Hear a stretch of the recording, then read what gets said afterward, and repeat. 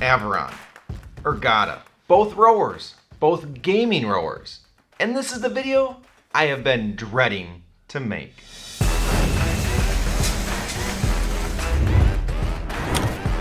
Okay, why I'm dreading making this video? Well, it's because I love both of these rowers. And if I could take everything that Aviron has to offer and everything that Ergata has, combine them into one rower, that would be my ideal, my perfect rower. But obviously that's not gonna happen. So I have to compare these two rowers and try to help you decide which one might be best for you, even though I think they're both amazing, so it's a little tricky. Now the reason I love both these is because it's gamified. And for me that's very motivational. I like that a lot more than an instructor on the other side of a screen. Make it a game, make it fun. I enjoy that. But let's start there real quick, because if there's anything you should look at when anything in the connected fitness space, is it content that you like? Because when it comes to content, you do have a lot of different things to choose from. Starting with that instructor studio content that we talked about. You have the scenic stuff, put me outdoors, let me see some beautiful stuff while I exercise. And then you have gamified. And this is what talks to me, but if that's not what's for you, and you want more of that instructor scenic vibe, when it comes to rowers, look at the Hydro, and I have a full video on that. But that's where you need to start, is picking the content structure that's gonna motivate you and keep you coming back. And if gamified might be something for you, let's break these two down because they are both fantastic options. And either way, you're probably gonna be happy, but let's pick what's best for you.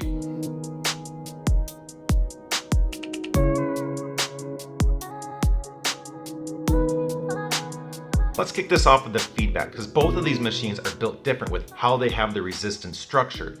The Ergata is water-based. The Aviron is air and magnetic. So with the Ergata, you're moving water when you row. So there's a little bit more texture, a little more realism there. Where the Aviron, it still has realism, it's still fantastic. It's a little bit more smooth, it doesn't have quite that same texture to it, but you can control the resistance and on the fly change that, which also goes into some of the programs they have.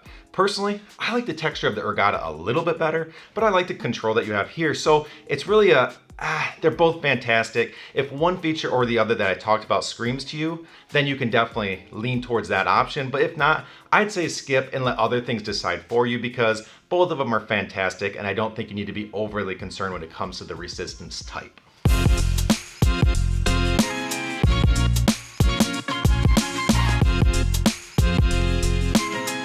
Storage. The Ergata folds up straight up vertically where the Aviron folds in half. And the big difference here is that this one's gonna be tall and skinny wherever you put it, where this one is a little bit shorter and fatter, but condenses a lot better. So it's really just a whatever works best for your scenario. They both do the job, they both store, so they're both fine here. Not a real big factor.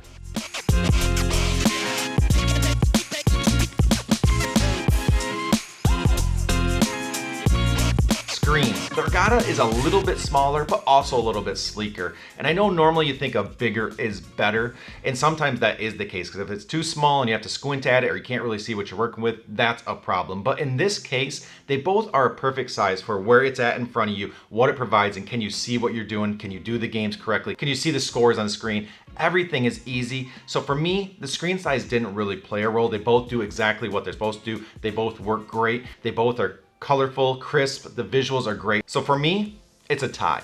Next category.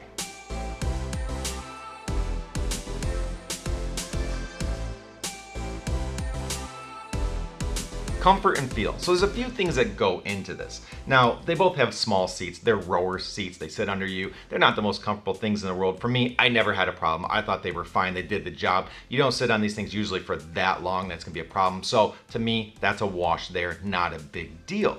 Something else to consider is where your feet go on these. Now, the Ergata is a little bit closer together, where the Aviron is a little spread out more, which can tend to be a little bit more comfortable for some people. Personally, I did not have any issues between the two. They both were comfortable. I felt great on both. The seats slid very well. Everything was very fluid. I was very happy. But I know that some people have commented saying that when the feet are a little bit farther across, whether it's wide hips or guy problems or whatever it is, sometimes having your feet a little bit wider is better. So that might be something to consider if you think that might come into play for you. But for me, they're both pretty much the same. So I'm about to get to the juicy stuff that really sets these rowers apart, but first, if you could hit that like button, it really does help. It's all I ask. Back to the content.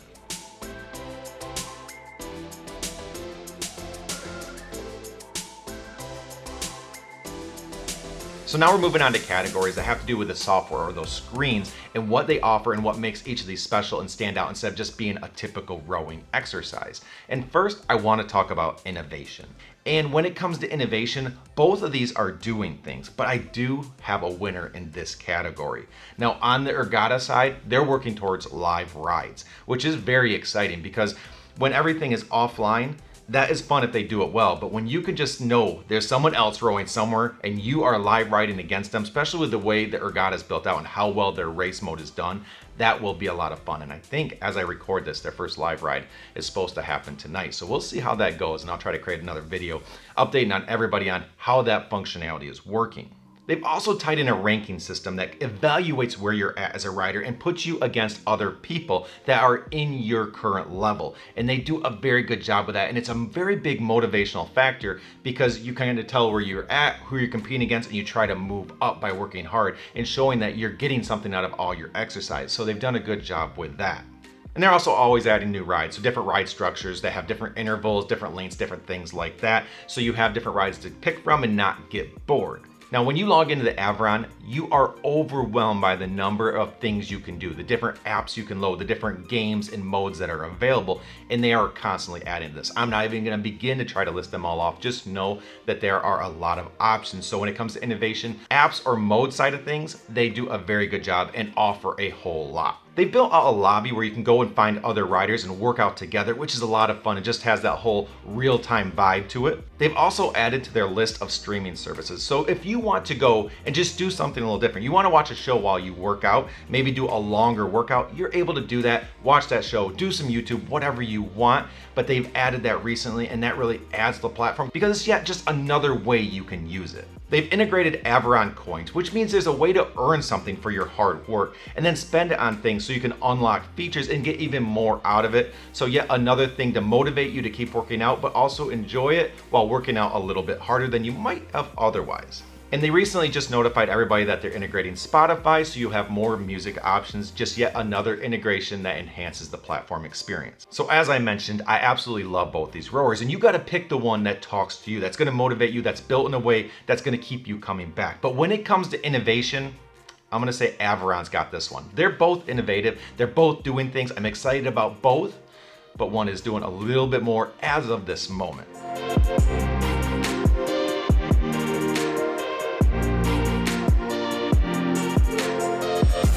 User interface. And for me, this is a non-factor, and this is a good thing. Because when you're looking at the user interface, or at least the way I judge it, I look at it like, can anybody, even if they're not technical or don't really get these things very well, can they jump in, immediately take full advantage of it, feel familiar with it, and just jump right in? And both of these you can. They're laid out very well, they're very easy to use, they're easy to find the area that you want to get to, utilize that, and understand the different things that are available. They are both laid out that well. So for me, it's a complete tie. They both do exactly what they're supposed to, and very, very well.